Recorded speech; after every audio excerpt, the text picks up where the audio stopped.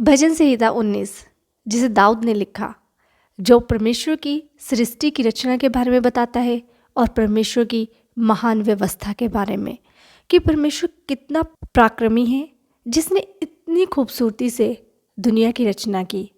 और परमेश्वर की व्यवस्था, उसके उपदेश, उसके नियम क्या ही विश्वास योग्य है, जो साधारण लोगों को भी बुद्धिमान बना देते हैं।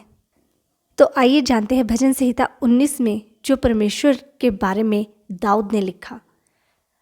आकाश परमेश्वर की महिमा का वर्णन कर रहा है और आकाश मंडल उसकी हस्तकला को प्रकट कर रहा है।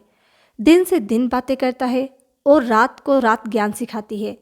ना तो कोई बोली है और ना कोई भाषा जहाँ उसका शब्द सुनाई नहीं देता। उसका स्वर सारी पृथ्वी पर गूंज गया है और उसके वचन जगत की छोर तक पहुँच गए हैं। उनमें उसने सूरज के लिए एक ऐसा मंडप खड़ा किया जो दूल्हे के समान अपने महल से निकलता है। वह शूरवीर के समान अपनी दौड़ दौड़ने में खुश होता है।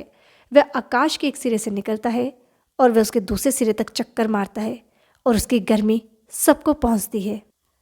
परमेश्वर की व्यवस्था। यहोवा की व्यवस्था खरी है, वह प्राण को बहाल कर देती है। यहोवा के नियम विश्वास योग्य है, वह साधारण लोगों को बुद्धिमान बना देते हैं।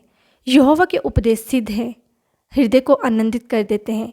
यहोवा की आज्ञा निर्मल है, वह आंखों में ज्योति ले आती है। यहोवा का भय पवित्र है, वह अनंत काल तक स्थिर रहता है। यहोवा के नियम सत्य और पूरी रीति से धर्मेय है। वह तो सोने से और बहुत कुंदन से भी बढ़कर मनोहर है।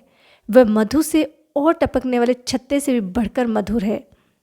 उन्हीं से तेरा दास चिताया जाता है, उनके पालन करने से बड़ा ही प्रतिफल मिलता है। अपनी भूल चूक को कौन समझ सकता है? मेरे गुप्त पापों से तू मुझे पवित्र कर। तू अपने दास को ढिठाई के पापों से बचाए रख, वह मुझ पर प्रभुता करने ना पाए। मैं सिद्ध हो जाऊंगा और बड़े अपराधों से बचा रहूंगा। मेरे मुंह के वचन और मेरे हृदय का ध्यान तेरे सम्मुख ग्रहण योग्य हो। हे यहोवा परमेश्वर, मेरी चट्टान और मेरे उद्धार करने वाले।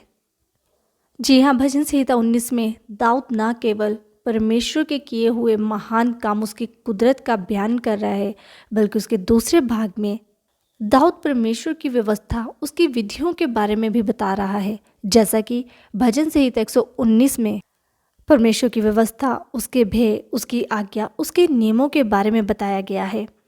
इतना ही नहीं, दाऊद और अपने लिए प्रार्थना कर रहा है कि हे परमेश्वर, अपने गुप्त पापों से मुझे बचाए रख, और अपनी भूल चूक के बारे में बता रहा है। और परमेश्वर से वो बोल रहा है कि अपने गुप्त पापों को, अपनी भूल चूक को कौन समझ सकता है। और साथ ही दाऊद प्रार्थना भी कर रहा है कि मुझे मेरे गुप्त पापों से पवित्र कर और मुझे ढिठाई के पापों से बचाए रख, ताकि मैं सिद्ध हो जाऊं और अपराधों से बचा रहूं।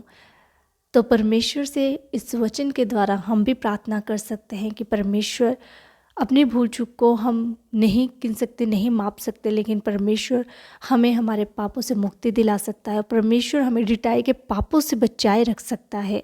और परमेश्वर के वचन जो हमें परमेश्वर का भय मानना सिखाते हैं, जिससे हमें बुद्धि मिलती है, जिससे हमारा मन खुश होता है, जो हमारी आंखों में ज्योति ले आता है, उसमें बने रहने के लिए हमें हर दिन परमेश्वर से प्रार्थना करनी चाहिए।